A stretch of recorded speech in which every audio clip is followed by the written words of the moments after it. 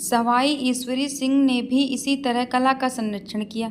धार्मिक एवं साहित्यिक ग्रंथों के अतिरिक्त इन्होंने अपने अवकाश के क्षणों को भी चित्रित किया, जैसे कि हाथी की सवारी, सुअर और बाघ का शिकार, हाथी के झगड़े आदि। सवाई माधो सिंह भी अपने दरबारी जीवन की घटनाओं को अंकित कराने की ओर आकर्षित हुए। 18वीं शताब्दी वह समय था जब सवाई प्रताप सिंह की इच्छानुसार मुगल प्रभाव कम हुआ और जयपुर शैली पुनर्निर्मित सौंदर्य शास्त्र के साथ मुगल और स्वदेशी शैलीगत विशेषताओं का मिश्रण बनी। यह जयपुर के लिए दूसरा संपन्न काल था और प्रताप सिंह ने लगभग 50 कलाकारों को नियुक्त किया था। वे एक विद्वान कवि, बहुसर्जक लेखक और कृष्ण के उत्साही अनुयायी थे। उनके समय में शाही छवि चित्रण और दरबारी शान शौकत को प्रदर्शित करने वाले चित्रों के अलावा साहित्यिक और धार्मिक विषयों जैसे गीत गोविंद, रागमाला, भागवत पुराण आदि विषयों को नए सिरे से प्रोत्साहन मिला। कई स्थानों पर छाप कर भी अनेक चित्रों की प्रतियां बनवाई गईं। 19वीं शताब्दी के आरंभ में सोने का प्रचुर मात्रा में प्रयोग हुआ। जयपुर में बड़े आकार की आकृतियां और जीवंत आकार के छवि चित्रों का निर्माण किया गया। भागवत पुराण। मध्ययुगीन काल में भागवत पुराण के भगवान कृष्ण के जीवन और उनकी लीलाओं के विभिन्न दृश्यों को दर्शाते चित्र कलाकारों के लोकप्रिय विषय रहे हैं। राष्ट्रीय संग्रहालय नई दिल्ली में संग्रहित यह चित्र कृष्ण द्वारा दानव शक्तासुर के वध को दर्शाता है। भागवत पुराण का यह पृष्ठ मालवा शैली का एक विशिष्ट उदाहरण है जिसमें सतह को बड़ी सावधानी पूर्वक विभाजित किया गया है और प्रत्येक भाग में एक घटना के अलग अलग दृश्य अंकित किए गए हैं। इनमें से एक में कृष्ण जन्म के बाद नंद और यशोदा के घर आयोजन एवं उत्सव का दृश्य अंकित है। पुरुष और स्त्रियां नाच गा रहे हैं। आनंदित अभिभावक नंद एवं धर्मार्थ की यशोदा गतिविधियों में व्यस्त हैं और ब्राह्मणों और शुभचिंतकों को गाय व बछड़े का दान देते हुए दर्शाए गए हैं। बहुत सा स्वादिष्ट भोजन तैयार किया जा रहा है। स्त्रियां बाल कृष्ण की नज़र उतार रही हैं। ऊपर बाईं ओर और कथा का अंत कृष्ण द्वारा दानव शक्तासुर अपने पैरों द्वारा मारकर मुक्ति दिलाने से होता है। ये देखिए भागवत पुराण का चित्र दर्शाया गया है। ये चित्र आप देख रहे हैं, ये भागवत पुराण का चित्र है। मारू रागिनी, ये इस चित्र में मारू रागिनी को दर्शाया गया है इस चित्र में। चलिए इस चित्र की विशेषताएं पढ़ते हैं। मेवाड़ के रागमाला चित्रों का संग्रह विशेष रूप से बहुत महत्वपूर्ण है। इनमें से एक चित्रण में इसके कलाकार, संरक्षक, स्थान और चित्र की दिनांक के बारे में निर्णायक दस्तावेजी साक्ष्य दिए गए हैं। मारू रागिनी इसी संग्रह में एक है जो राष्ट्रीय संग्रहालय नई दिल्ली में संग्रहित है। चित्र पर पाए गए अभिलेख का प्रारंभिक हिस्सा मारू रागिनी का प्रतिनिधित्व करते हुए मारू को रागश्री की रागिनी के रूप में वर्गीकृत करता है और उनकी शारीरिक सुंदरता और उनके प्रिय पर इसके प्रभाव का वर्णन करता है। यह अगला भाग है जो पढ़कर मनोरंजक लगता है। संवत 1685 अरसे वसोवद नौ राणा श्री जगत सिंह राजेन उदयपुर मध्य लिखितम चितारा साहिब दीन बचनहारा ने राम राम। संवत 1685 वास्तव में 1628 ईस्वी है और साहिब दीन को चितारा कहा गया है, जिसका अर्थ है वह जो चित्रित करता है, और चित्रण कार्य को लिखितम कहा गया है, जिसका अनुवाद है लिखा हुआ, क्योंकि कलाकार का लक्ष्य चित्र में लिखे पद्य के समतुल्य चित्र प्रस्तुत करना था। मारू को राग सहचारी के रूप में जाना जाता है क्योंकि क्षेत्र के लोकगीतों और मौखिक परंपरा में डोला मारू गीत कथा की लोकप्रियता गहरी पैठ बनाए हुए है। यह डोला नामक एक राजकुमार और राजकुमारी मारू की कहानी है, जिन्हें एक साथ होने के लिए कई संघर्षों से गुजरना पड़ा।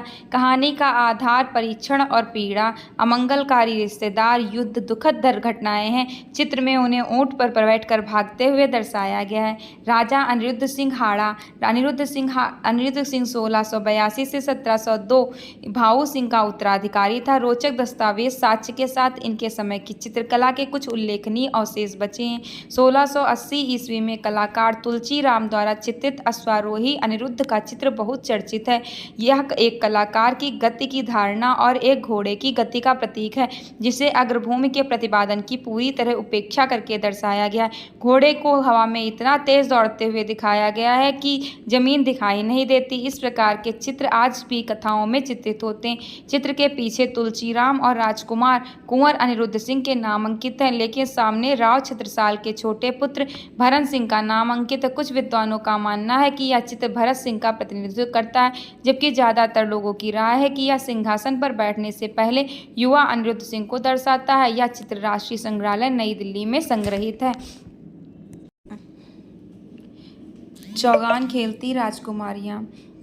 इस चित्रकला में कलाकार दाना द्वारा राजकुमारी को अपनी साथियों के साथ चौगान खेलते हुए दर्शाया गया है, जो कि मानसिंह के शासनकाल के जोधपुर चित्रकला का प्रतिनिधित्व करती है। संभावना है कि यह मुख्य दरबार से भी हो सकती हैं और नहीं भी, क्योंकि कई शैलियों का शैलीगत प्रभाव इसमें प्रकट होता है। जैसे स्त्रियों को चित्रित करने में मुगल प्रभाव दिखता है, घोड़े के चित्रण में दक्कन का प्रभाव, चेहरे की विशेषताओं के चित्रण में बूंदी और किशनगढ़, और हरे रंग की सपाट सतह पृष्ठभूमि के लिए स्वदेशी वरीयता का संकेत मिलता है। चित्र के ऊपरी हिस्से में एक पंक्ति लिखी है, जिसका अनुवाद इस प्रकार है: घोड़े पर सवार युवतियों का खेल।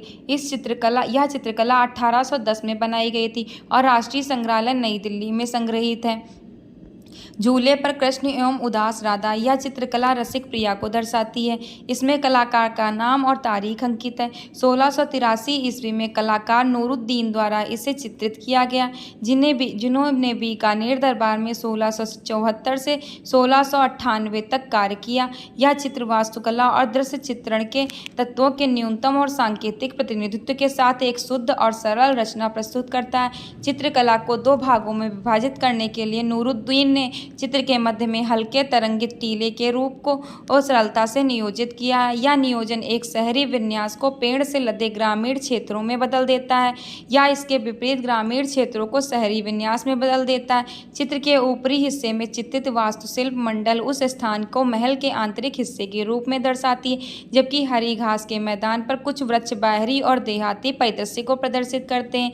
इस प्रकार घर के अंदर और बाहर होने वाली गतिविधियों को कोई भी समझ सकता है। चित्र के ऊपरी हिस्से में कृष्ण एक गोपी के आवास में झूले पर बैठे उसके साथ आनंद ले रहे हैं। अब उनके विनोद स्थल के बारे में जानने पर रूठी हुई राधा दुखी होकर ग्रामीण बस्ती से दूर एक वृक्ष के नीचे अकेली बैठ जाती हैं।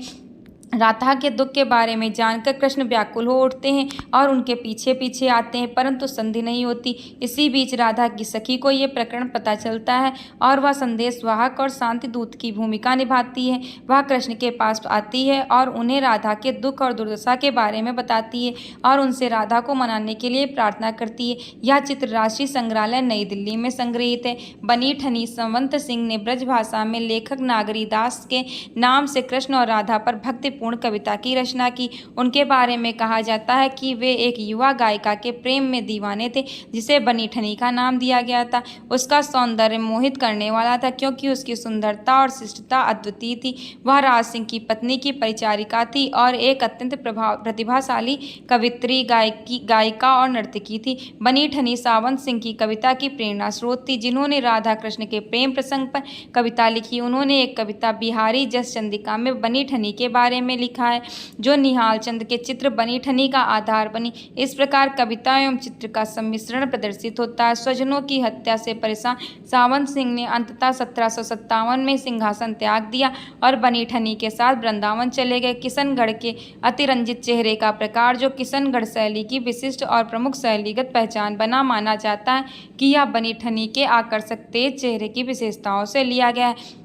निहाल चंद को किशनगढ़ की अति सुंदर एवं विशिष्ट मुख्य कृति का रूप बदलने का श्रेय दिया जाता है, जो सावंत सिंह और बनी ठनी की आकृतियों में राधा और कृष्ण के रूप में नयनाभिराम दृश्यों से में शानदार रंगों से चित्रित हुआ है। राधा के रूप में बनी ठनी चित्र में राधा का चेहरा, उसकी घुमावदार आँखों, भौहों के अतिरंजित मेहराब, तीक्ष्ण नाक, गालों पर सर्पित लहरदार केस, पतले होंठ और स्पष्ट ठोड़ी अद्वितीय है। यह विशेष चित्र राष्ट्रीय संग्रहालय नई दिल्ली में संग्रहित है। चित्रकूट में राम और उनके परिवार का मिलन। यह चित्रकूट में राम और उनके परिवार के मिलन का चित्र है।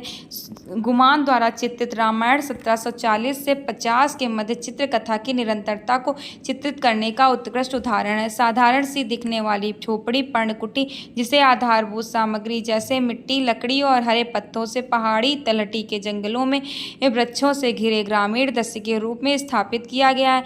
यहाँ जहाँ रामायण का यह प्रसंग घटित हुआ था, कलाकार गुमान ने बाएं से कथा की शुरू करते हुए इसे दाईं ओर समाप्त किया है। रामायण के अनुसार जब राम को वनवास भेजा गया, तब भरत वहां उपस्थित नहीं थे। दशरथ के निधन के पश्चात दुख से उबरने और पश्चाताप में डूबे भरत अपनी तीनों माताओं, ऋषि वशिष्ठ और दरबारियों के साथ राम को मनाने के लिए उनसे मिलने जाते हैं। चित्रकला में कहानी तीन माताओं के साथ शुरू होती है, जो चित्रकूट में राजकुमारों की पत्नियों के साथ झोपड़ी नुमा आवास की ओर बढ़ती है। माताओं को देखते ही राम, लक्ष्मण और सीता श्रद्धा से झुक जाते हैं। शोकग्रस्त कौशल्या अपने पुत्र राम के पास पहुंचती और उन्हें अपनी बाहों में ले लेती हैं। राम तब अन्य दो माताओं सुमित्रा और कैकेयी को सम्मानपूर्वक नमस्कार करते हैं। फिर वे कर्तव्य निष्ठापूर्वक ऋषियों को स्वीकारते हैं और नीचे बैठकर उनसे बात करते हैं। जब ऋषि दशरथ की मृत्यु का समाचार सुनाते हैं तो राम वेदना में एकाएक गिर जाते हैं। सुमंत को ऋषियों के पीछे श्रद्धापूर्वक खड़े हुए दिखाया गया। तीनों माताओं और लक्ष्मण, भरत और शत्रुघ्न की पत्नियों को सीता से बात करते हुए दर्शाया गया। दाईं तरफ चित्र की चौखट से बाहर निकलने वाले समूह के साथ कथा की समाप्ति होती। चित्र में कथा के हर पात्र को अंकित किया गया। यह चित्र राष्ट्रीय संग्रहालय नई दिल्ली में संग्रहित है। इसी के साथ में यह चैप्टर 2 समाप्त होता है। धन्यवाद।